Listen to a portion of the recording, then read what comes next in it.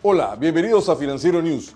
En los próximos 30 minutos, usted recibirá la mejor información sobre economía, finanzas, negocios e inversiones para que usted pueda tomar buenas decisiones. Para iniciar, damos paso a nuestros principales titulares.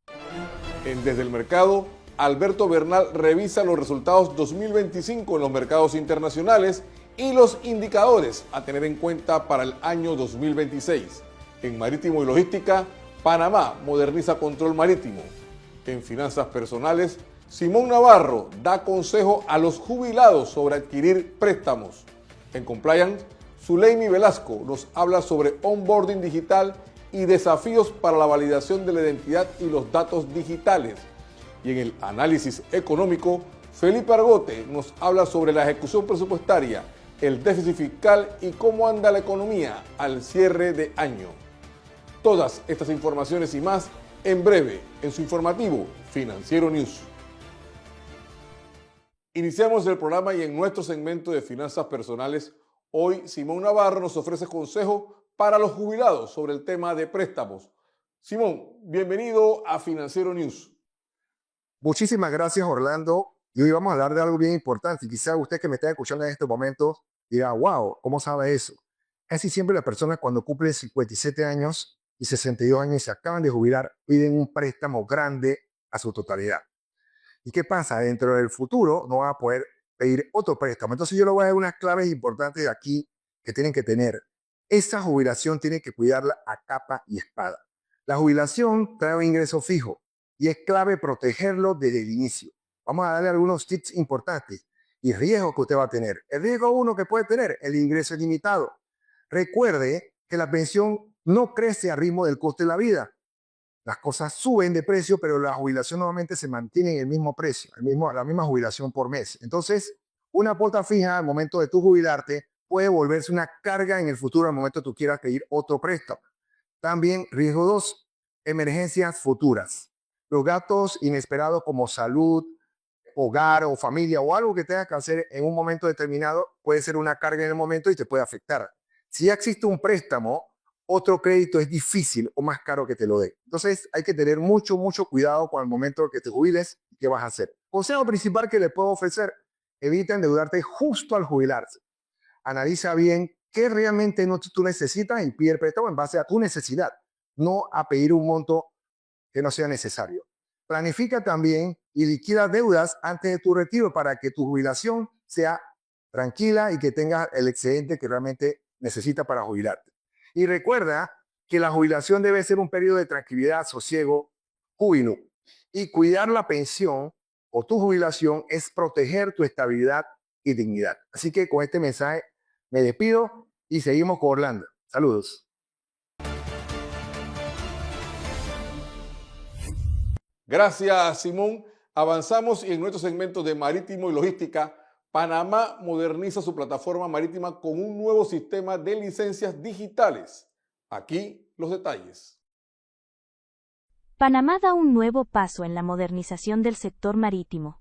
La Autoridad Marítima de Panamá implementó un sistema digital que incorpora códigos QR únicos en todas las licencias y permisos provisionales de las empresas de servicios marítimos auxiliares.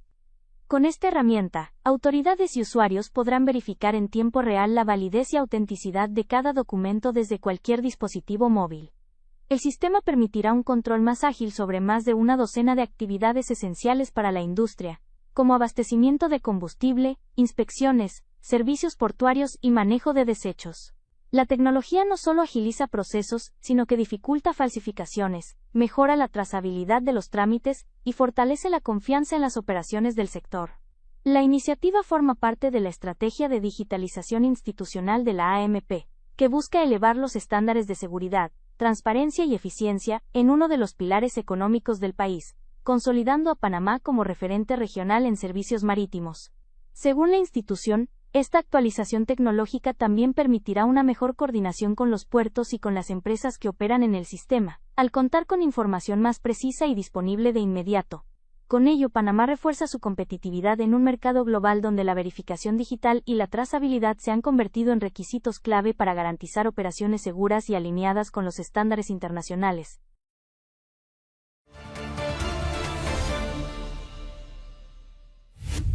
Ahora le presentamos la cifra de la semana. La cifra de la semana es $6.000 millones, el total de los activos tras la integración de las operaciones de Scotiabank con Davivienda. Davivienda Group asumió el control de las operaciones de Scotiabank en Costa Rica, Panamá y Colombia, y como resultado de la operación, Scotiabank adquirió el 20% de participación en Davivienda Group. Con la cifra de la semana, vamos a nuestra primera pausa comercial. En 2026, las exigencias regulatorias serán más estrictas. ¿Estás preparado? Mi Thinkers presenta el Diplomado Formación de Oficiales, Enlaces y Empresas de Cumplimiento 2026.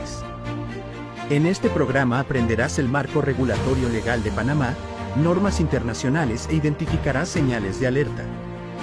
Además, desarrollarás un enfoque basado en riesgos, mediante la construcción de matrices de riesgos. Conviértete en el profesional que tu organización necesita. Inscríbete hoy. Fecha de inicio 28 de enero. Mi Thinkers, formación estratégica para líderes en cumplimiento. Con el apoyo de la Asociación de Oficiales de Cumplimiento y Compliance at Risk de Estados Unidos.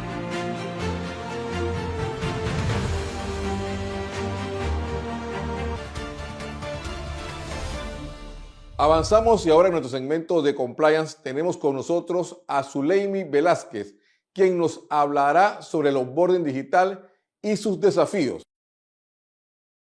Hola Orlando, ¿cómo estás? Bueno, gracias por el espacio. Mira, cuando hablamos de onboarding digital, básicamente estamos hablando de este acercamiento, esta primera aproximación con nuestros terceros a través de medios digitales. Llámese correo electrónico, llámese a través de las plataformas integradas en nuestros sistemas de la empresa o particulares, o incluso la mensajería instantánea, que puede ser WhatsApp, Telegram, otras aplicaciones. Cuando nosotros estamos hablando de onboarding digital, también tenemos que tener en cuenta los desafíos, los retos y obviamente las exposiciones, los riesgos que tenemos. Básicamente tenemos un entorno digital en el cual se pueden falsificar documentos, podemos de alguna manera recibir documentos que no están vigentes, que han sido alterados, o incluso se puede dar la falsificación, el fraude, la estafa a través de estos medios digitales. Entonces, en el onboarding digital es muy importante tener claro los criterios de identificación de nuestros terceros, ya sea que estos sean clientes, proveedores, personal que nosotros vamos a contratar, personas con las que nos vamos a vincular de todo tipo, tanto en empresas reguladas como no reguladas. Pero como esta cápsula es para los sectores regulados, es importante definir nuestra estrategia de debida diligencia y de onboarding digital desde la premisa que establece las 40 recomendaciones con su enfoque basado en riesgo y la norma, la Ley 23 del 2015, su decreto 35 del 2022 que la reglamenta y las resoluciones o acuerdos o pues normativas sectoriales. En este enfoque nosotros vamos a definir primero qué es lo que nosotros vamos a solicitar en nuestro onboarding digital, cuáles van a ser los canales a través de los cuales lo vamos a recibir, cómo esta información se va a validar. Allí es donde nosotros vamos a presentar el primer desafío. ¿Cómo se valida esta información? Y a la obtención de este dato, ¿cómo lo vamos a proteger? Hoy día con la política de protección de datos personales, o más bien con la norma de protección de datos personales, tenemos que tener en cuenta también como oficiales de cumplimiento y auxiliares del cumplimiento todos los mecanismos de protección de datos personales. Es importante reconocer que dentro del enfoque basado en riesgo, nosotros tenemos de alguna manera una distinción por niveles de riesgos y categorías que les damos a nuestros clientes. Pero esto no parte de la simple premisa de establecer un KYC o un conozca a su cliente, una debida diligencia que es igual para todos. Básicamente parte del establecimiento de una debida diligencia simplificada o regular y una avanzada para aquellos casos en que necesitamos más información. A mí me gusta adaptar siempre a esto la analogía de la filosofía del mexicano Luis Villoro, que habla un poco de la jerarquía del conocimiento.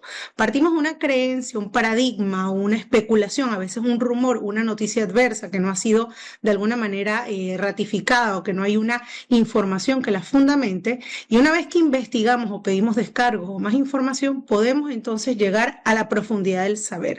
Integradas estas experiencias, nosotros podemos hablar de conocimiento razonable de nuestro cliente. ¿Cuál es el objetivo en la debida diligencia? Conocer al beneficiario o los beneficiarios finales, es decir, la persona natural última que se beneficia, administra, responsabiliza de la estructura, la operación, la transacción que estamos llevando a cabo. Así que básicamente es entender cómo nosotros dentro de nuestro enfoque basado en riesgo vamos a identificar, analizar, evaluar nuestros riesgos de la empresa, los riesgos de los productos y servicios que estamos ofreciendo y aquellos que nos representan nuestros terceros en materia de prevención del blanqueo de capitales, financiamiento del terrorismo y de la proliferación de armas de destrucción masiva. Una vez tenemos esto ya parametrizado, tener una manera de mitigar estos riesgos a través de mecanismos igualmente tecnológicos para poder de alguna manera sobrevenir todos esos desafíos de las nuevas tecnologías dentro de la aplicación del compliance. Muchísimas gracias. Continuamos con nuestro programa y tenemos con nosotros al analista Alberto Bernal, con quien hablaremos sobre los mercados internacionales. Alberto, bienvenido a Financiero News. Muchísimas gracias como siempre por la invitación, Orlando. Un placer estar contigo y con la audiencia. Como decía Alberto, se está acabando el año 2025. ¿Cuál es tu balance a la fecha de lo que ha acontecido durante este año en los mercados internacionales? Pues mira, Orlando, ayer estaba trabajando en el documento de mirar al año siguiente sobre qué puede pasar. Y una cosa que me ha llamado mucho la atención, yo llevo 25 años trabajando en Wall Street. Yo no creo no creo acordarme de un año en el cual absolutamente todos los activos, quizás con la excepción del petróleo y el peso argentino, hubiesen ganado valor en el año. Y estamos en esa situación. O sea, Colombia pagó 70% la bolsa, Chile 68%, Estados Unidos está pagando 17%, Europa pagó 40%, España pagó 50%, o sea, básicamente una cantidad, unos números impresionantes. Y la verdad eso tiene, pues yo no me acuerdo de un año tan poderoso en todo, en ese sentido, en que todos los activos han subido. ¿Y a qué consideras tú ha sido el que ha impulsado ese crecimiento de los activos? Pues yo creo que una resiliencia de la economía de Estados Unidos, que a pesar de las mayores tasas de interés, sigue consumiendo bien, sigue creciendo bien. El fenómeno impresionante de la inteligencia artificial y digamos, y todo lo que tiene que ver, todos los tentáculos que tiene eso. Por ejemplo, una de las bolsas que mejor se ha comportado en el mundo, la bolsa de Corea del Sur, tiene mucho que ver con inteligencia artificial. Lo mismo Japón. En el caso de Europa, la disminución de las tasas de interés y una resiliencia en el crecimiento también, más el estímulo fiscal de Alemania. En el caso de China, la debilidad del dólar y el hecho de que la economía se recuperó, bueno, sigue creciendo bien. Y en Latinoamérica, las expectativas de un cambio de régimen, el hecho que ganó la derecha en Chile, en Argentina, pues los cambios positivos que han habido y las expectativas que hay de que Colombia y Brasil sigan este camino también. Ahora, esto como que ha sembrado lo que va a ser las perspectivas de 2026. Pues sí, y ahí hay dos formas de ver el vaso, Orlando, o medio lleno o medio vacío. Yo te digo una cosa, para mí va a ser difícil que el próximo año sea ni siquiera un poco parecido a este año, porque insisto, este ha sido un año espectacular y hay que celebrarlo, pero como decimos los colombianos, de eso tan bueno no dan tanto y en algún momento vamos a tener que tomar un respiro. Entonces vamos a ver qué nos trae el 2026. Yo estoy esperando una apreciación adicional de los mercados, pero mucho más acotada. En el Estados Unidos un crecimiento de más o menos el 6% en la bolsa, más en Europa, más en Latinoamérica, pero nuevamente pronosticar otro 70% para una bolsa como la de Chile, pues es completamente ilógico. Ahora, ¿a qué le debemos prestar atención el próximo año? ¿Cuáles van a ser esos indicadores que nos van a ir dictando la pauta de cómo se va a ir moviendo los mercados internacionales? Yo creo que el indicador más importante va a seguir siendo la creación de empleos en Estados Unidos. Eso va a ser el indicador líder más importante. Segundo, qué tanto ceda la inflación. Eso es un tema obviamente muy importante. Y también que también va la situación del estímulo fiscal en Alemania y la continuación de los estímulos monetarios y fiscales que se están viendo en la China para tratar de salir de una vez por todas de la crisis inmobiliaria. Eso, y desde el punto de vista de nuestra región, obviamente, qué vaya a ocurrir o no con el dólar norteamericano, si va a perder más valor, si va a apreciarse, etcétera, ¿no? ¿Cuál sería la participación o la importancia de a lo que se refiere de la guerra de Ucrania, que podamos llegar a una paz, y también el tema arancelario? ¿Cómo lo ves tú a ambos en su influencia en los resultados de los mercados internacionales? A ver, desde el punto de vista de la guerra de Ucrania y Rusia, todo parece indicar que estamos cerca al final de este conflicto tan doloroso. Dios quiera que así sea la situación. Veremos quién sale mejor parado, si Rusia o Ucrania de esta situación. Yo asumiría que va a salir mejor parado desde el punto de vista territorial Rusia, pero bueno, quizás sea para bien, porque esta muerte tan absurda de gente que estamos viendo no tiene ninguna lógica. Y pues de resto, vamos a ver qué pasa con la decisión de la Corte Suprema, que en lo que tiene que ver con los aranceles que puso el presidente Trump, porque hay una duda constitucional ahí sobre si el presidente tenía la capacidad de utilizar el camino legal que utilizó para poner más aranceles, porque ese camino habla específicamente de una emergencia, y es difícil hablar de una emergencia de un déficit comercial que lleva ya más de 30 años. Ok, muchas gracias, Alberto, por tu análisis. Fue Alberto Bernal, director de estrategia de XP Investment, en nuestro segmento Desde el Mercado. Alberto, te tendremos en una próxima ocasión. Muchísimas gracias por la invitación y mil saludos a la audiencia.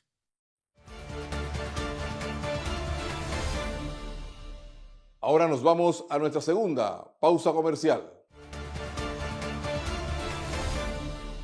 En 2026, las exigencias regulatorias serán más estrictas. ¿Estás preparado?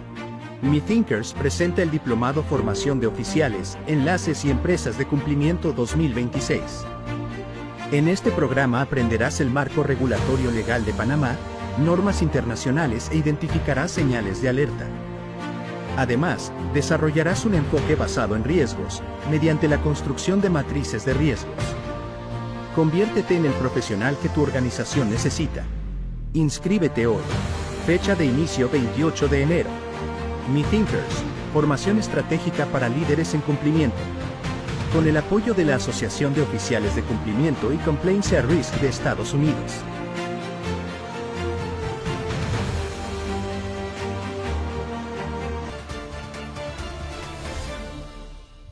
Continuamos con el programa y para nuestro análisis económico tenemos con nosotros a Felipe Argote, quien nos hablará sobre la ejecución presupuestaria, déficit fiscal y cómo anda la economía panameña al cierre de año.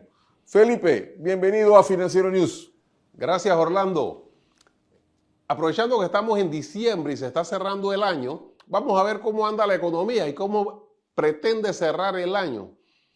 Mira, la economía panameña no está en recesión, aunque lo parezca. Más bien tiene un crecimiento del 4%, aunque las expectativas del MEF eran del 5%. 4% es un crecimiento bastante considerable, uno de los mayores en el área latinoamericana. Sin embargo, es evidente que las personas y las empresas no sienten que hay un crecimiento. ¿Por qué? Bueno, porque el crecimiento está fundamentalmente en el área del canal, o sea, el canal de Panamá. Recordemos que el año pasado había una sequía, los barcos estaban en fila, se redujeron los tránsitos. Ahora, con toda la lluvia que hay, pues ha crecido el movimiento de barcos y eso se refleja en el crecimiento de la economía. Sin embargo, eso no se reproduce porque recordemos que lo que genera el Producto Interno Bruto del canal son los salarios, que son buenos salarios, y en la otra parte es la utilidad que se destina al Estado. Si el Estado esa ganancia que recibe del canal se lo consume, es como una familia que recibe el ingreso y todo se lo gasta en fiesta. Si no pone una parte en inversión, eso no se reproduce y no se siente entonces en el resto de la economía. El gobierno se ha centrado en dos cosas: en grado de inversión, y es muy bueno tener grado de inversión. Sin embargo, por ejemplo, Uruguay no tiene grado de inversión, pero tiene una pobreza extrema de 0.3, o sea, casi cero. ¿Por qué? Porque todo el ingreso, y Uruguay tiene un país bastante parecido al nuestro, se destina aquí a gasto, y allá pues hay una planificación desde los tiempos de Pepe Mujica que ha redistribuido la riqueza, lo cual crea demanda, mejor educación, etc. En cambio acá no se han bajado las botellas del Seguro Social, la planilla de la Asamblea en vez de bajar creció. Ahora se sabe que el Ministerio de Economía y Finanzas, qué pena con el ministro, está mandando plata directa a los municipios de allegados políticos en lo que se ha denominado la nueva descentralización paralela. Y el otro elemento que está tratando de hacer es pues abrir la mina, apostando a la mina, cuando la mina tiene una declaración de que es inconstitucional el contrato y existe específicamente una ley que prohíbe la minería a cielo abierto. Entonces están poniendo todo el patrimonio familiar en comprar un billete de lotería, además clandestina, cuando deberían planificar y poder redistribuir la riqueza. Miren, la mayor economía del país la genera la empresa privada, más del 80%. Pero sin ese 20% del Estado, si ese 20% solamente se destina a consumo, no se reproduce. El Ministerio de Economía, tratando de lograr grado de inversión, en lugar de reducir los gastos, está reduciendo la inversión estatal. Y eso es totalmente negativo. Para el próximo año, a pesar de todo, puede haber un crecimiento mayor de la economía por una razón adicional. Y es que la Reserva Federal acaba de bajar la tasa de interés 1/4 punto. Eso tiene un efecto sobre todo el planeta, pero más sobre los países dolarizados. Entonces, podríamos aprovechar ese efecto en la reducción de la tasa de interés para movilizar nuevamente Las inversiones que se han olvidado. El tren a Chiriquí se olvidó. Se supone que en enero debería iniciarse, pues no hay un solo centavo de presupuesto para el tren a Chiriquí, que generaría 6.000 empleos directos en la carretera en el interior, en donde más se necesita. Pero hay que planificar. Eso es todo lo que tenemos esta semana, Orlando. Gracias.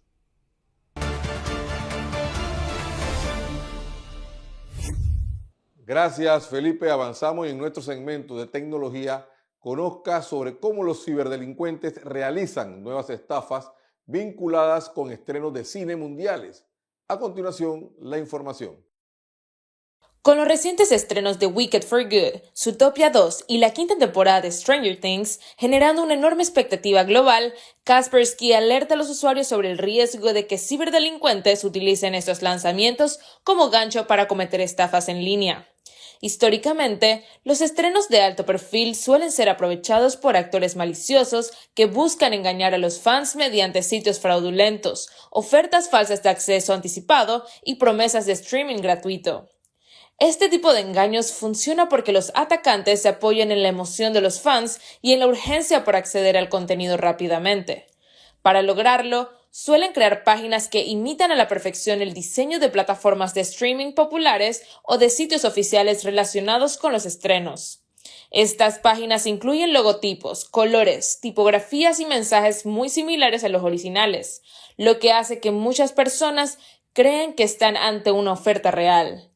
Este problema se agrava si se tiene en cuenta que aproximadamente el 66% de los latinoamericanos no sabe reconocer un sitio web falso, según el estudio El lenguaje digital de Kaspersky. Generalmente, el engaño comienza con un anuncio o enlace que promete acceso anticipado, streaming en alta definición o incluso filtraciones exclusivas de las producciones. Para evitar caer en este tipo de vulnerabilidades, verifica siempre la fecha y el lugar oficial del estreno. Si una página dice que puedes ver las producciones antes de su fecha oficial o sin pasar por plataformas conocidas, casi seguro es una estafa. Además, desconfía de cualquier filtración, acceso gratis o streaming adelantado.